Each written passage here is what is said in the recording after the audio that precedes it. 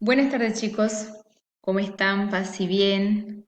Bienvenidos a esta clase de historia y en esta oportunidad vamos a desarrollar un tema muy importante, trascendental para nuestra historia. Vamos a ver la organización política de la colonización española. Y para poder desarrollar, adentrarnos y conocer, identificar cómo fue la estructura política de esta colonización, vamos a tener que ponernos fuertes en tres espacios, áreas o puntos como contenidos necesarios.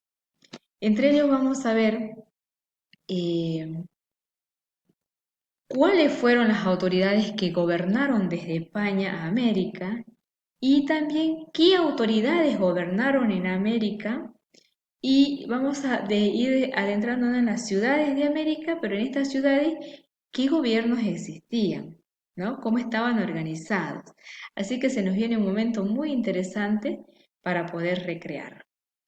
Eh, entonces, vamos viendo. La colonización.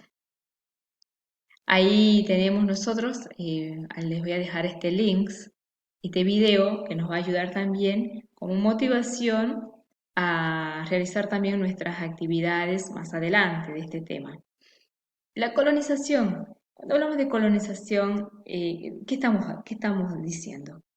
¿A qué época de la historia nos estamos remontando? A ver.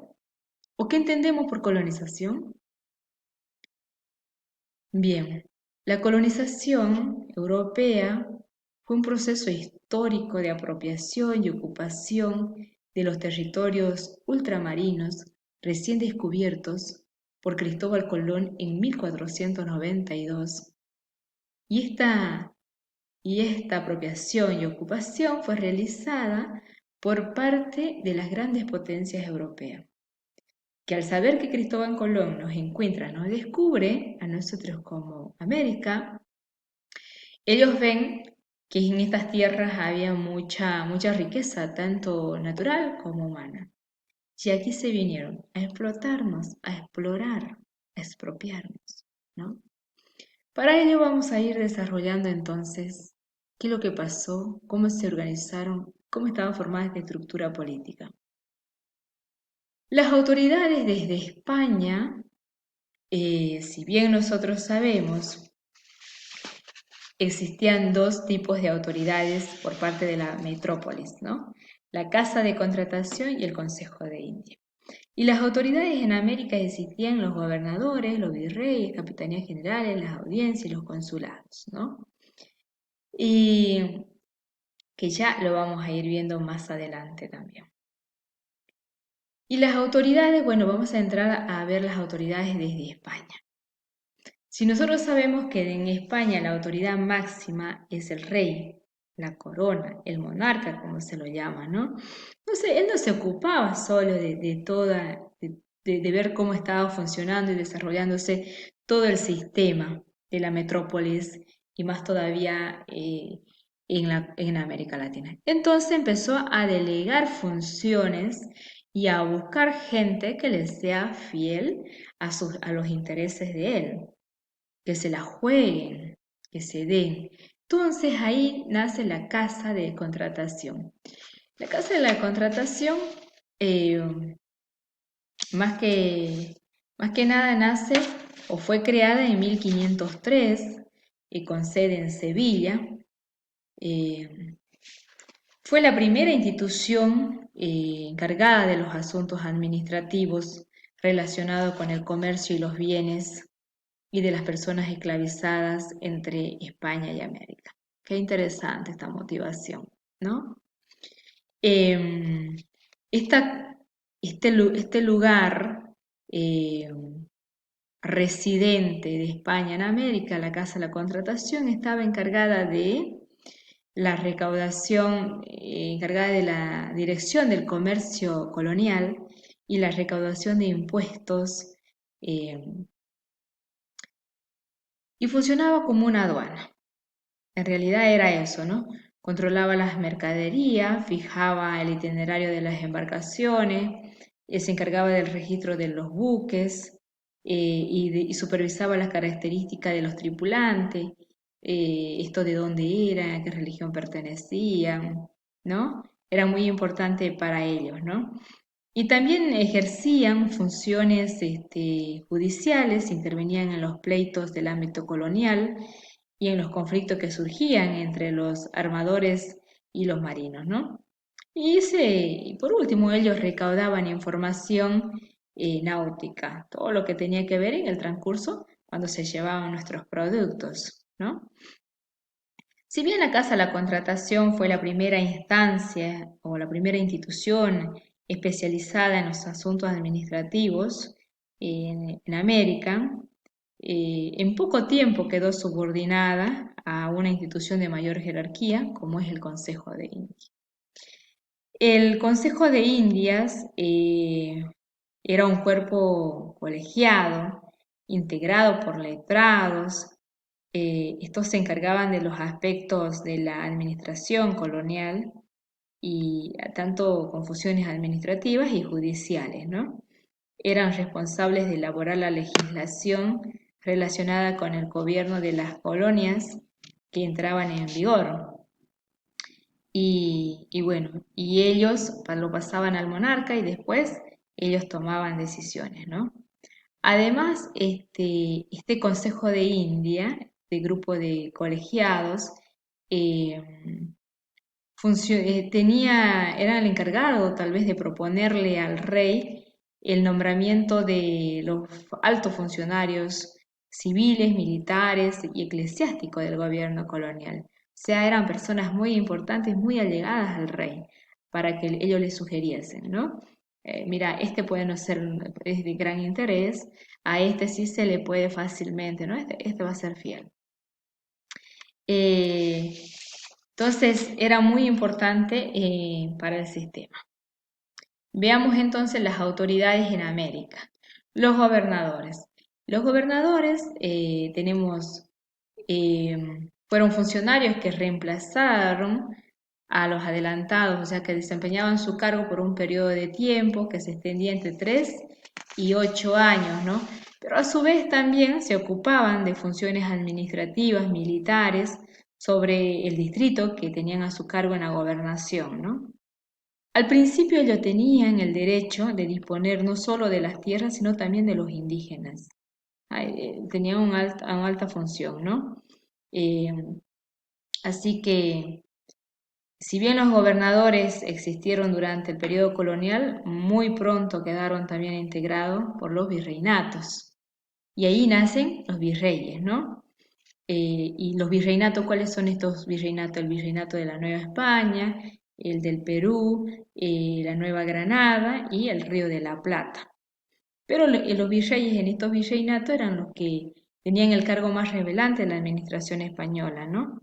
Y los ostentaba el virrey, que hacía las veces del rey, ¿no? Era aquella persona que directamente estaba ligado con el rey, porque ya se había ampliado también un territorio para gobernar.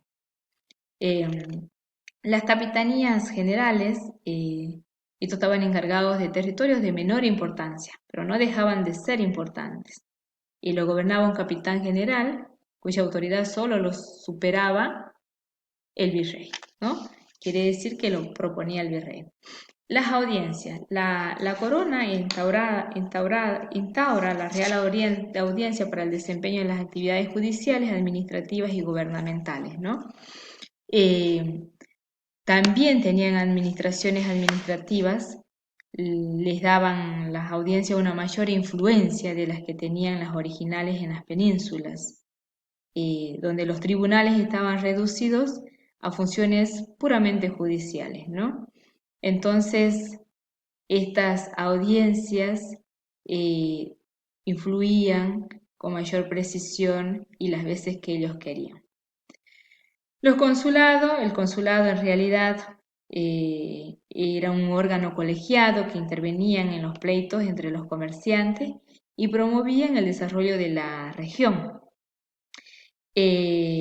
Esto nace a través del aumento del comercio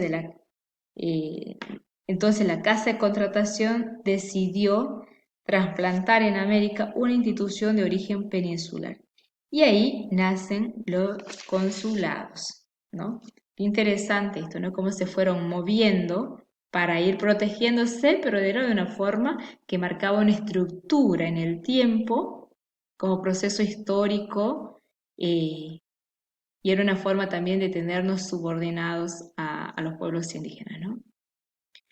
Veamos entonces la organización política en las ciudades. Vemos el cabildo o consejo municipal y los regidores. El cabildo tenía jurisdicción no solo sobre las ciudades, sino también sobre las zonas rurales. Este se encargaba de regular la vida de sus habitantes, ¿no? Importante porque ejercía la supervisión sobre las propiedades públicas, las tierras, las calles, bosques y los pastos comunales, ¿no? En eso ellos prevalecían su autoridad. Los regidores se ocupaban de la administración de la ciudad, por ejemplo, controlar las obras públicas, ¿no? Tenían una administración fuerte, y esto eh, era lo que realizaban. Los funcionarios de menor importancia, que estaba por debajo de esto, podemos nosotros observar, los alférez real eran encargados de portar el estandarte real en las ceremonias públicas.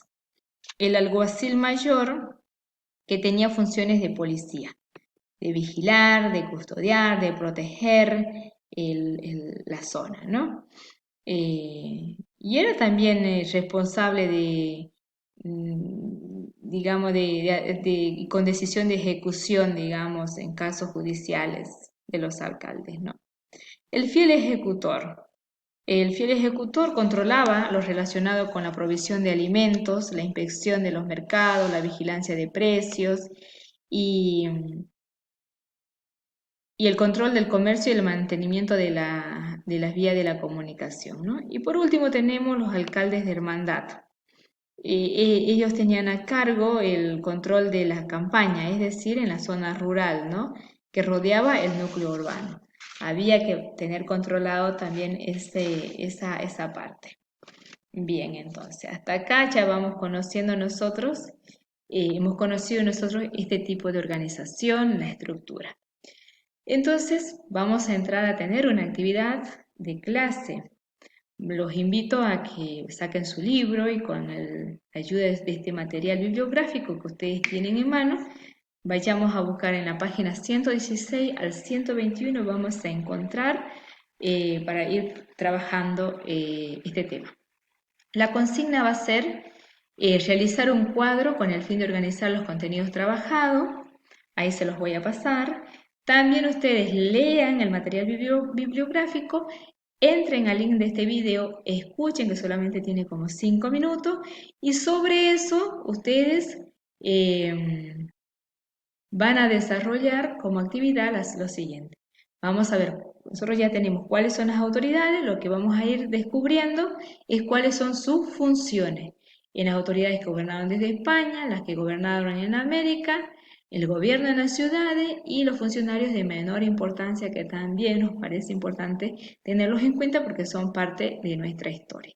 Así que para la próxima clase vamos a revisar este práctico, esta actividad y lo vamos a hablar un poquito, aquello para despejar algunas dudas que tengamos, ¿no? Así que hasta aquí hemos llegado, chicos. Pase bien y nos volvemos a encontrar en la próxima clase que tengamos de historia para seguir profundizando estos procesos históricos en nuestra América Latina. Pase bien.